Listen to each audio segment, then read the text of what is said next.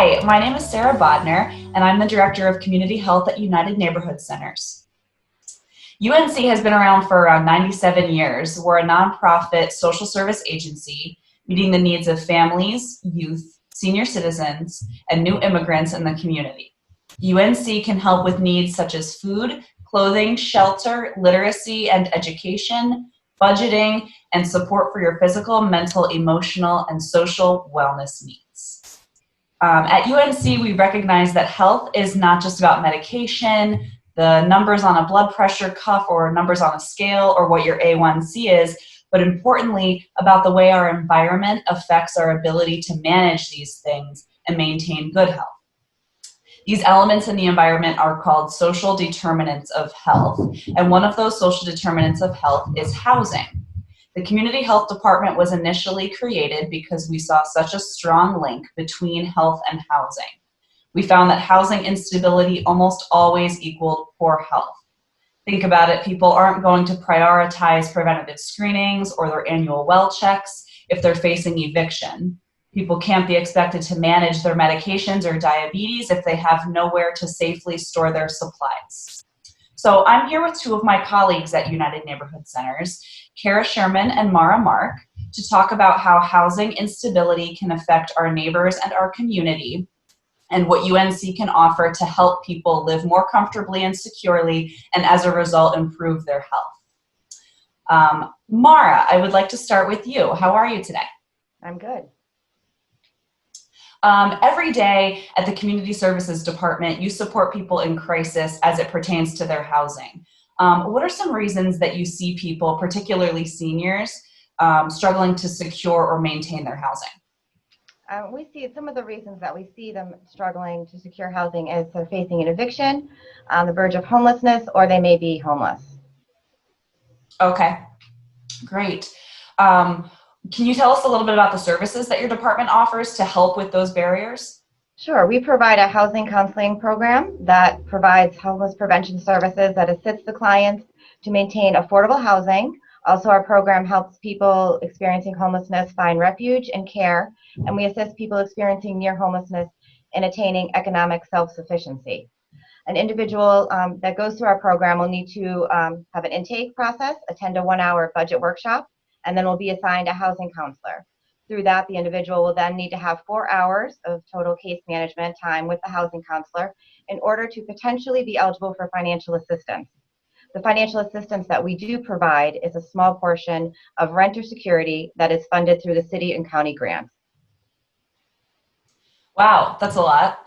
I'm sorry if you said this. Are there any income requirements to be eligible for the housing counseling program? The income requirement is the area median income, the AMI, of 30% based on the household size. Okay. Are there any age requirements? 18 and older. Okay. You mentioned that they attend budgeting classes and have to hit a certain amount of hours with a case manager. How are you managing those services now with the COVID-19 crisis? So right now we're working remotely. Our counselors are working remotely. So we're doing virtual budgeting classes right now with a group of clients. Also, we're doing over the phone, email, text, whatever would make it manageable. Great, great. So if people don't have access to Zoom or something like that, they can simply talk with the housing counselor over the phone? Absolutely. And it's very easy to access one of our counselors. So if you just call into our main number, then they will be directed right to a housing counselor. So even though they're working remotely, they are checking their voicemails periodically throughout the day. Okay, great. That's good to know. Mm-hmm. Cara, hi, how are you? UNC owns and manages a number of properties throughout Lackawanna County. Can you talk a little bit about those properties and also tell us where they're located? Sure. The majority of our units are located within Scranton in Lackawanna County. We have Cedar 500 on Cedar Avenue in Scranton. We have the Harriet Beatrice Stowe Apartments up on Crown Avenue in Scranton. We have St. Francis Cabrini Apartments on St. Francis Cabrini Avenue in Scranton. And then we also manage Amos Towers and Webster Towers on Jefferson Avenue and Webster Avenue respectively. We also have properties in West Pittston in Luzerne County and Jim Thorpe in Carbon County. Wow, we're all over. We are. Can you talk about what makes these properties unique? Why would someone want to live there? Why would it be an environment that would promote their health to live there? Sure. I would say one of the most unique things about living at one of our properties is that as a tenant, not only do you have a property manager, but you have a service coordinator assigned to your building. Both individuals are well versed in the many departments that United Neighborhood Centers have, such as community services, community health, and the active adult program department. From there, either the service coordinator or the property manager can connect the tenant to the many services each of those departments have to offer. Living in our buildings provides the individual with a team that is there for them to ensure successful tenancy in a safe environment. And once the tenant is in a safe environment, their health is more likely to improve. Wow. Yeah, I know UNC has a lot of experience with that wraparound service dynamic.